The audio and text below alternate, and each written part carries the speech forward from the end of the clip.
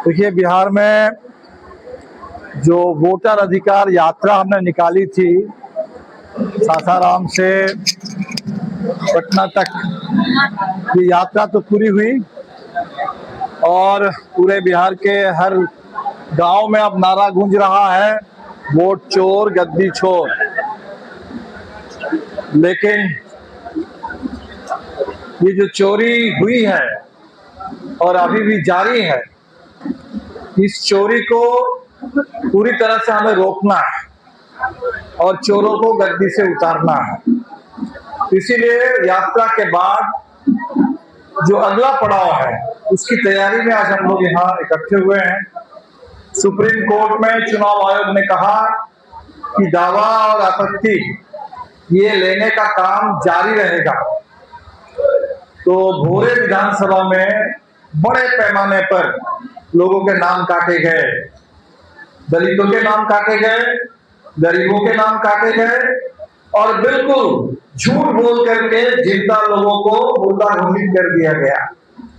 वैसे तमाम बूथों में हमारे साथी पहुंच रहे हैं। अभी एक रिपोर्ट विजयपुर से हम लोग सुन रहे थे, 183 नंबर बूथ और कहा गया कि एक बूथ में 124 लोग वहां मुर्दा पाए गए। और हमारे साथी जब गांव में पहुंचे, अभी तो पूरी जांच नहीं हुई, लेकिन 124 में हमने देखा कि कम से कम 41 लोग जिंदा हैं। तो अभी इस कार्यक्रम के बाद हम लोग वहां जाएंगे, उस बूथ में जाएंगे। तो जो परिक्रमा हमने बिहार का कर लिया, अब हम लोगों को गांव गांव जाना है, पूरी पार्टी को। और ये जितने भी लोगों के नाम काटे गए, उन सभी लोगों के साथ जो अन्याय हुआ, इस अन्याय का हमें जवाब चाहिए। दूसरा कि अभी हमने देखा कि मोदी जी बड़े भावनात्मक ढंग से अपील कर रहे हैं और कह रहे हैं कि मेरी मां का अपमान बिहार में हुआ। तो बिहार में या पूरे देश में कहीं भी किसी भी महिला का कोई अपमान हो तो निश्चित तौर पर उसकी जितनी निंदा की जाए वो कम है। लेकिन सवाल है कि बिहार में सिर्फ कुछ महिलाओं को गाली दी जा रही है, इतनी बात नहीं है। महिलाओं के ऊपर हमले हो रहे हैं, उनके ऊपर हिंसा हो रही है, हर रोज बलात्कार की घटनाएं घट रही है। छात्राओं को स्कूल में जिंदा जला दिया जा रहा है। मुजफ्फरपुर में दलित बेटी के साथ बलात्कार होता है, उसका इलाज भी मुजफ्फरपुर में नहीं हो पाता है और वो पटना तक पहुंचती है, पीएमसीएच में वहां बेड नहीं मिलता है और तरफते हुए उसकी मौत हो जाती है। और मंगल पांडे जी पूरे बिहार में स्वास्थ्य मंत्री बने हुए हैं। तो इसीलिए ये मोदी जी अगर जितने भी इस नाम पर भावनात्मक अपील करें, तो बिहार की महिलाएं, बिहार सिर्फ नहीं पूरे देश में आज जो बेटियों से लेकर के महिलाओं के साथ जितने बड़े पैमाने पर हमले हो रहे हैं, हमें इसका जवाब चाहिए। और सबसे ज्यादा महिला विरोधी पार्टी पूरे देश में भारतीय जनता पार्टी है। सबसे ज्यादा महिलाओं के ऊपर हिंसा, हमले जहां जहां बीजेपी की सरकार है वो राज्य में हो रहे हैं। और इसीलिए बिहार में भी हमारे पूरे तमाम महिला साथी खास तौर पर इस पर और ज्यादा इस लड़ाई को तेज करेंगे। और हमारे कार्यकर्ताओं का भी सम्मेलन चल रहा है। आप सबको मालूम है कि पिछले चुनाव में सबसे बड़ा चुनाव चोरी का उदाहरण तो मेरे ख्याल से भोरे ही था, जहां 400 वोट से हमें हरा दिया गया था। इस बार बिल्कुल पूरे उसका बदला लेना है और हम देख रहे हैं कि भोरे, विजयपुर, कटिया में हमारे तमाम साथी और व्यापक जनता में अब ये संकल्प है कि इस बार सिर्फ ना सिर्फ हमें भोरे जीतना है, बल्कि पूरे बिहार को इस बार जीत लेना है, सरकार को बदलना है और वोट चोरों को बिहार से लेकर के आने वाले दिन में पूरे देश में गद्दी से बेदखल करना है। विधानसभा चुनाव में अभी तो फिर भोरे में है, तो हम भोरे की ही बात करेंगे। भोरे की पूरी तैयारी चल रही है, बाकी सीटों को लेकर के बात हो रही है। इस बार का चुनाव ऐसा है कि वहां एक एक वोट के लिए लड़ना पड़ रहा है सबसे पहले। तो अभी तो वोट बचाने की लड़ाई में जनता लगी हुई है, एक एक वोट की रक्षा लोग करेंगे और एक एक वोट का सही इस्तेमाल करके एक एक वोट से चोट करेंगे और एनडीए सरकार को गलती से बाहर करेंगे। सर, अभी बिहार में वोटर अधिकार यात्रा समाप्त हुआ है, इससे भाकपा माले सहित महागठबंधन को कितना लाभ मिला? देखिए, ये यात्रा जो है ये कोई फायदा और नुकसान के लिए नहीं था। हमारे लिए ये महत्वपूर्ण बात नहीं था कि जिन मतदाताओं का नाम बिहार में 65 लाख काट दिए गए वो भाजपा को वोट करने वाले लोग हैं, जदयू को वोट करने वाले लोग हैं, राजद को, माले को, किसको वोट करते हैं, ये हमारे लिए महत्वपूर्ण सवाल ही नहीं है। हमने ये देखा कि बिहार में एसआईआर का हमला हुआ, बिहार के साथ अन्याय हुआ, बिहार के मतदाताओं के साथ अन्याय हुआ और बिहार तो अभी शुरुआत है, ये तो कह रहे हैं कि पूरे देश में एसआईआर लागू करेंगे। और इसीलिए जो हमारी यात्रा जो हमने निकाली थी, यात्रा का नाम था वोटर अधिकार यात्रा। वो वोटर एनडीए के भी हो सकते हैं, वो वोटर इंडिया के भी हो सकते हैं, वो वोटर नोटा को वोट करने वाले वोटर भी हो सकते हैं। इससे हमारा कोई फर्क नहीं पड़ता, कोई लेना देना नहीं है।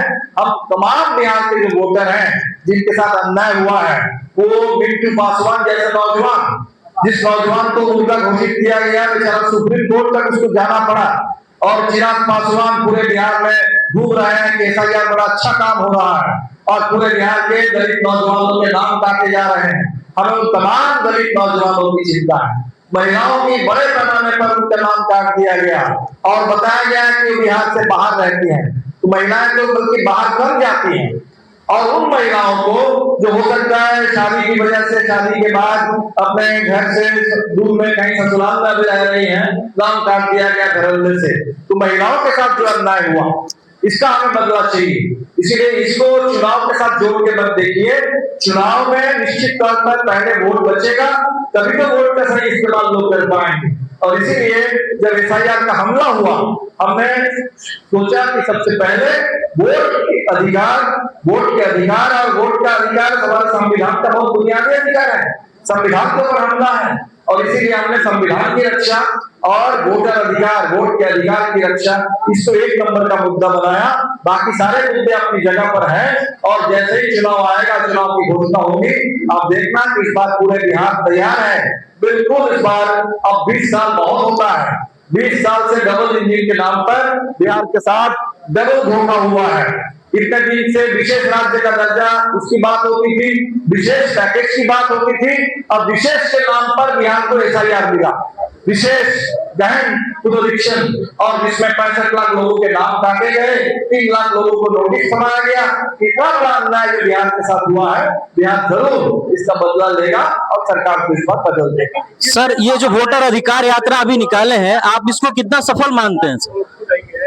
और ये वोटर अधिकार यात्रा के दौरान जो जिस तरह से उनका अपमान किया गया, माल्यार्पण नहीं किया गया, जैसा कि बताया जा रहा है कि वोटर अधिकार यात्रा का समापन मैं आपको बता दूं, गांधी मूर्ति से हाईकोर्ट के पास, जहां बाबा साहब अम्बेडकर की मूर्ति है, अम्बेडकर पार्क है, तो पूरी यात्रा का समापन हमने अम्बेडकर के पूरे मूर्ति पर माल्यार्पण करते हुए उनके संविधान की रक्षा का संकल्प के साथ हमने यात्रा का समापन किया।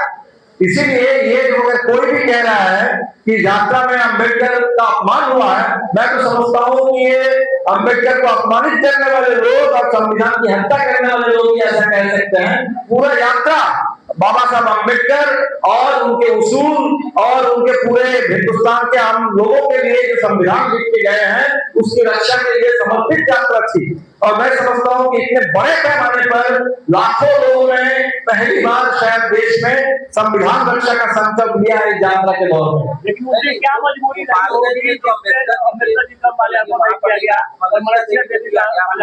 गया और सवाल उठा रहा है कि बगल से गुजरे और माल्यार्पण नहीं किया अम्बेडकर। मान लीजिए कहीं कोई हो सकता है, हर जगह जितनी भीड़ थी, हर जगह माल्यार्पण संभव नहीं था, लेकिन मैं आपको कह सकता हूँ कि हर रोज हम लोग इसकी चर्चा करते रहे और पूरी यात्रा का समापन गांधी से लेकर अम्बेडकर, ये संविधान हमें आजादी के आंदोलन से मिला, तो उस आजादी के आंदोलन के बड़े नेता महात्मा गांधी, आजादी के आंदोलन के बाद जिनकी हत्या कर दी गई, हिंदुस्तान के एक तरीके से जो आज तथाकथित हिंदू राज बनाना चाहते हैं, उनके हाथों सबसे पहले जो शहीद हुए हिंदुस्तान में हमारे महात्मा गांधी, और उनकी मूर्ति पर माल्यार्पण करते हुए बाबा साहब अम्बेडकर की मूर्ति तक हम लोग गए। हम लोग तो चाहते थे कि सारे लोग मिलकर के वहां बाबा साहब को श्रद्धांजलि दे, लेकिन हम लोगों को सिर्फ 14 नेताओं को जाने दिया, तभी पूरी यात्रा की ओर से हम लोग गए। बस उस दिन की क्या मजबूरी रही होगी आपकी? सर, वोटर अधिकार यात्रा में जो आप संदेश जनता को देना चाह रहे थे, क्या वो संदेश जनता तक पहुंचा है? बिल्कुल बिल्कुल पहुंचा है, और हमें लगता है कि हम लोगों को भी जानकारी थी,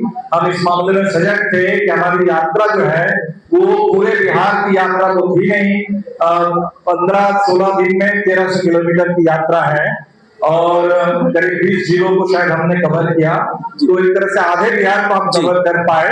और इसीलिए जहां से भी यात्रा गुजरी तो वहां कार्यकर्ताओं से, साथियों से यही बात होती रही कि यात्रा का जो संदेश है इसको जन जन तक पहुंचाना है। और मैं आप लोगों का भी शुक्रिया अदा करूंगा, आपने डिजिटल माध्यम से, क्योंकि गोदी मीडिया में इसकी खबर तो नहीं गई, लेकिन बिहार के सारे यूट्यूबर, बिहार के हमारे तमाम सोशल मीडिया इस्तेमाल करने वाले साथी, आप लोगों की बदौलत ये संदेश बिहार क्यों पूरे देश के हर कोने तक पहुंच गया है। बिहार में महागठबंधन सरकार बनने की उम्मीद है?